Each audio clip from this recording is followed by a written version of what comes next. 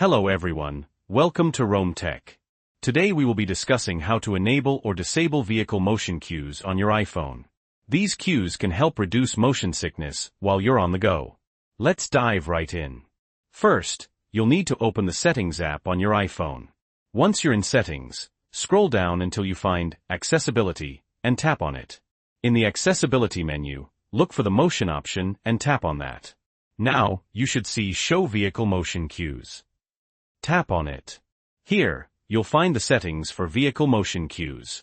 By default, it might be set to Automatic. This means your iPhone will try to detect when you're in a moving vehicle and automatically turn the feature on. You can manually turn this feature off completely by selecting Off, so it never appears. Alternatively, you can manually turn it on by selecting On, and you'll see the motion cues appear. As you can see, the motion cues are designed to follow the motion of the vehicle. If I wiggle my iPhone, you'll see these cues moving, simulating the movement and hopefully reducing any potential nausea. Now for a bonus tip.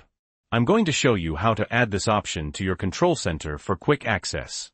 First, access your control center by swiping down from the top right corner of your screen. Next, tap on the plus icon in the top left-hand corner to edit your control center. To add the vehicle motion cues option, tap on Add a Control at the very bottom, and then you'll want to scroll to the bottom of the control center options until you find Vision Accessibility. From here you want to find and select the Vehicle Motion Cues option. As you can see, it's been added to the control center, and you can even resize the widget if you like. Once you've done this, swipe up from the bottom to return to your home screen, and access your control center again. Now, tap on the widget we just created. You'll see the same options as before, allowing you to quickly enable or disable vehicle motion cues. And that's it. That's how you enable vehicle motion cues on your iPhone, and how to add it to your control center. If you found this video helpful, please leave a like. And if you have any questions or comments, feel free to leave them below.